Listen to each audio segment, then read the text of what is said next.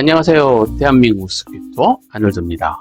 오늘은 한국 스키어들이 가장 많이 찾는 해외 스키장인 일본 스키장 투어에 대해 이야기해 보려고 합니다.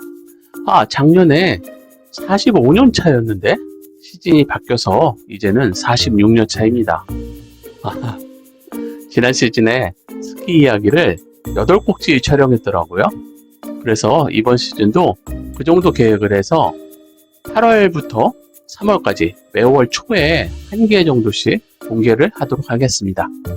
제가 100살 이상까지 스키 타는 것이 꿈이니 이 시리즈 영상도 아직 최소 30년은 더 방송이 될 예정입니다. 여러분들의 많은 응원을 부탁드립니다. 자, 다시 주제로 돌아와서요. 여러분들 같이 스키 마니어라면 한 시즌에 몇 번 정도 일본 스키를 떠나는 것이 적당한지에 대해서 오늘 논의해 볼 예정입니다. 여러분은 일본 스키장을 얼마나 자주 방문하시나요? 저는 최근에는 한 시즌에 3번 또는 4번 정도 방문하는 편입니다. 오늘 영상을 통해 평균적인 한국인 스키어가 일본 스키 투어를 떠나는 횟수에 대해 최적의 빈도를 찾아보도록 하겠습니다. 그럼 바로 시작해 보겠습니다. 일본 스키장은 한국인 스키어들에게 정말 매력적인 장소입니다.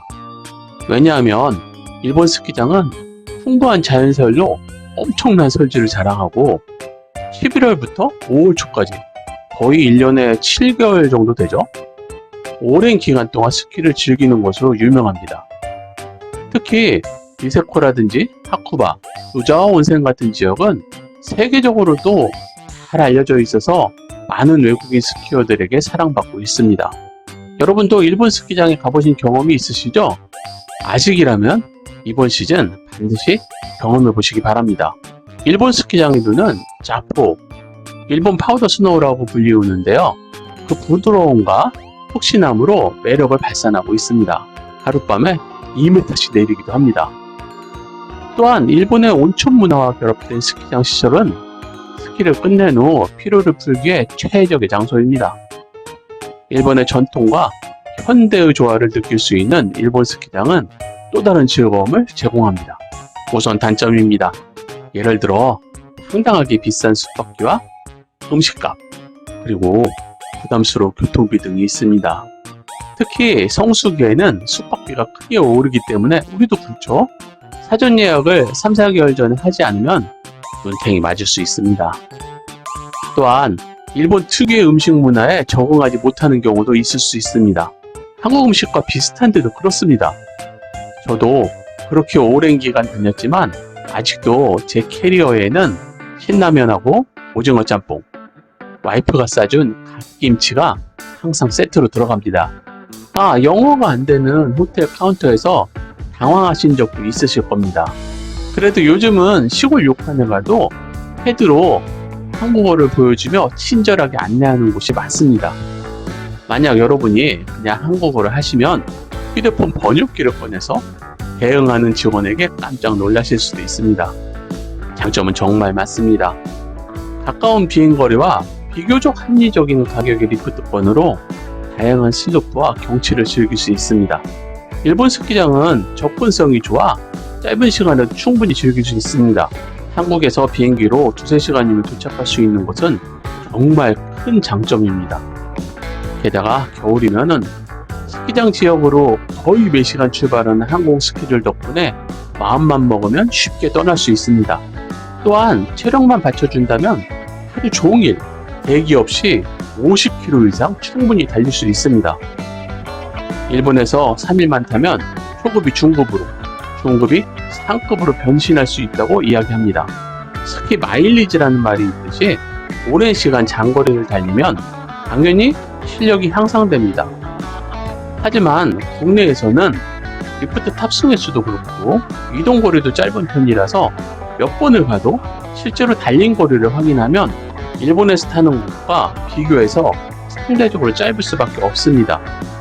그래서 라이딩 시간을 더 길게, 더 먼 거리를 달리기 위해 일본으로 떠나게 됩니다.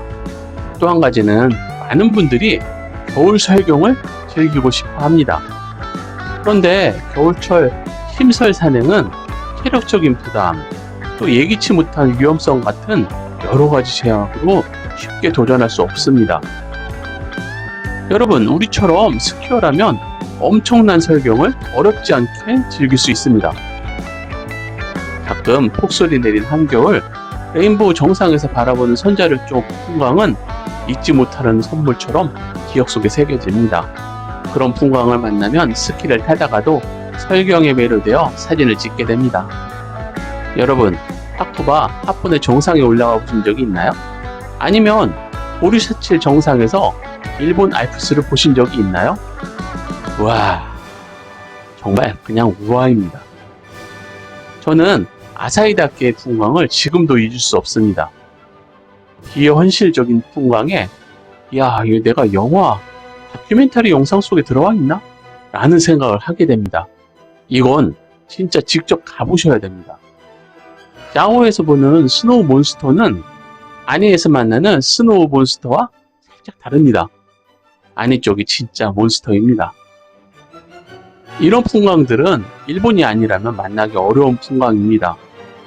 물론 유럽 알프스나 캐나다 휴슬러 같은 곳에 가도 엄청난 풍광을 만날 수 있지만 그곳과는 결이 다른 정말 아름다운 풍광을 일본 스키장 여기저기에서 만날 수 있습니다. 여러분, 이런 장단점을 고려했을 때 대한민국에 살고 있는 보통 스키어라면 일본 스키장 투어를 한 시즌에 몇 번 가는 것이 좋을까요? 당연히 많이 가면 갈수록 좋을 것 같은데 체력도 그렇고 시간, 또 경비, 개인적 차이가 있어서 딱 하고 정답을 제시하기는 어려운 것 같습니다. 그래도 제가 개인적인 의견으로 추천을 드린다면 우리 구독자분들에게 추천드리는 빈도는 한 시즌에 한 번 또는 두 번 정도입니다. 왜냐하면 너무 자주 가면 체력적 문제도 생길 수 있고요. 비용 부담도 만만치 않기 때문입니다. 스키는 상당한 체력 소모가 필요한 스포츠이기 때문에 몸 상태를 잘 관리하는 것이 중요합니다. 특히 투어 중에 다치지 않게 몸 상태를 충분히 끌어올린 시점에 투어를 가시는 것이 좋습니다. 또한 여행자 보험은 필수입니다. 일본의 의료 시스템은 여행자에게 매우 불리합니다. 예전에 후배가 크게 넘어지면서 골절이 되었는데 응급으로 병원에 가서 기부스를 했더니 12만 엔 정도 나왔습니다. 당시에는 병원이 카드를 받지 않아서 일행들이 십시일반으로 가져간 엔화를 빌려줘서 해결한 적이 있습니다. 다시 투어 빈도로 돌아와서 투어를 떠나는 시기에 대해 말씀드리겠습니다. 만약 한 번 가신다면 그냥 가장 좋은 시즌에 가시기 바랍니다. 북해도 도호쿠라면 12월 말부터 2월 중순까지, 나가노라면 1월 초부터 2월 중순까지, 기후라면 1월 한 달 그 정도에 가실 것을 권장드립니다. 확률적으로 위에서 제시한 기간이 설질이 가장 좋을 가능성이 높습니다. 두 번을 가신다면 좋은 시즌에 한번 다녀오시고 봄 스키 시즌에 한번 다녀오실 것을 추천합니다. 봄 스키는 한국이 폐장하면 바로 이어지는 2주 또는 3주 정도가 적당합니다. 그러니까 3월 말에서 4월 초 정도까지가 됩니다. 제가 일본 스키장을 소개한 영상이 별도의 재생 목록으로 공개되어 있습니다. 그곳에서 골라서 가고 싶은 곳에 가셔도 되고 만약에 그곳에 가고 싶은 곳이 없다면 별도로 질문을 주시기 바랍니다. 제가 아는 만큼 말씀드리겠습니다. 북해도는 풍부한 파우더 스노우로 엄청나게 유명하고 국제적인 리조트가 굉장히 많습니다. 그 덕분에 다양한 국적의 스키어들이 모입니다. 다양한 레스토랑과 바가 있고요. 휴식 시간에도 즐길 거리가 많습니다. 그래서 그런지 타운에 가면 진짜 외국 느낌이 물씬 납니다. 도호쿠는 상대적으로 서양에서 온 외국인이 적습니다. 그래서 찐 일본을 느낄 수 있습니다. 북해도 못지않게 폭설이 내리는 곳이기 때문에 이곳에서도 신나는 파우더를 즐길 수 있습니다. 나가노 지역을 대표하는 하쿠바는 알프스 산맥과 비슷한 웅장한 경치를 자랑하는데 다양한 스키장과 특색 있는 코스가 있어서 초보자부터 전문가까지 모두 즐길 수 있습니다. 노자와 온센은 전통적인 일본 온천 마을과 스키를 동시에 즐길 수 있어서 매력적입니다. 온천에서 피로를 풀고 온천 마을을 산책하는 것도 큰 즐거움입니다. 또한 그 유명한 시가공원도, 요코공원도, 롯데 아라이 같은 곳도 나가노에 있습니다. 그리고 나가노는 북해도보다 상대적으로 덜 춥습니다. 간사이 지역도 실제 가보시면 깜짝 놀라는 스키장이 여러 곳 있습니다. 이것도 풀시즌에 가시면 엄청난 경험을 할 수 있습니다. 일본 스키장을 포괄적으로 살펴볼 수 있는 권역별 소개 영상은 제 채널에 일본 스키장 권역별 소개에서 보실 수 있습니다. 여러분이 일본 스키 투어를 준비할 때 유용한 팁도 몇 가지 공유해 드리겠습니다. 첫 번째, 예약은 미리미리입니다. 인기 있는 스키장 근처의 숙소는 빨리 마감되죠? 그래서 최소 3개월 전에 예약하는 것이 좋습니다.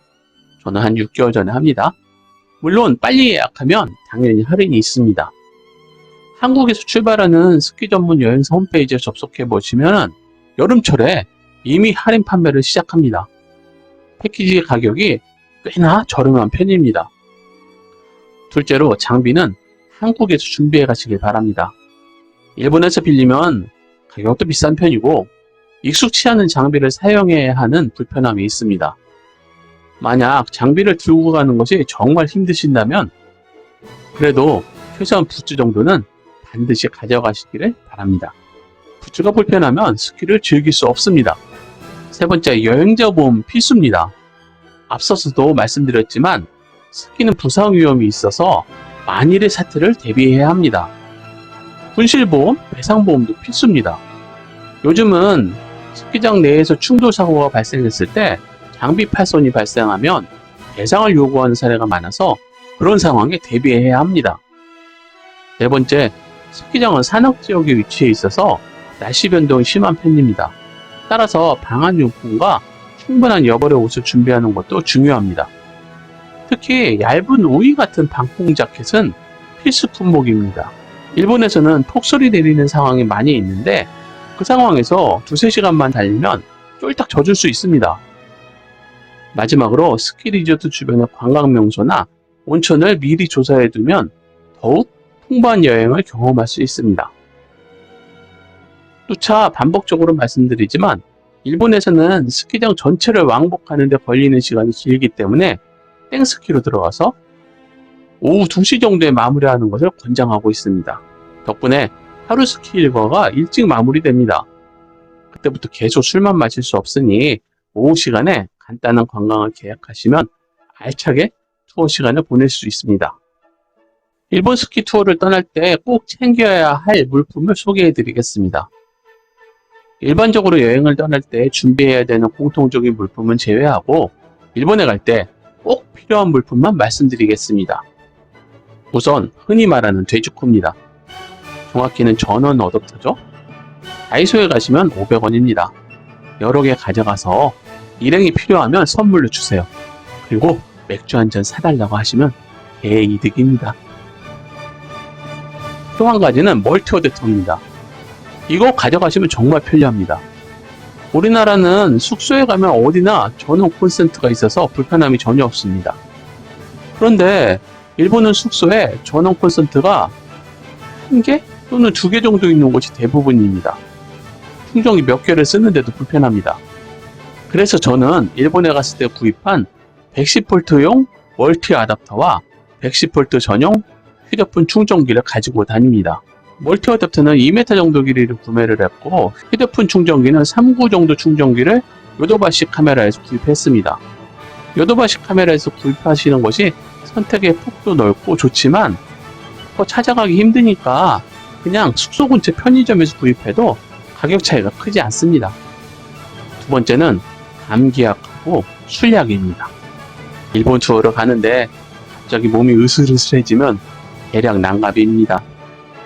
푸슬이라고 써있는 약국에 가서 일반 의약품을 구입할 수 있지만 제가 경험해본 바로는 감기약은 우리나라에서 가져가는 것이 최고입니다.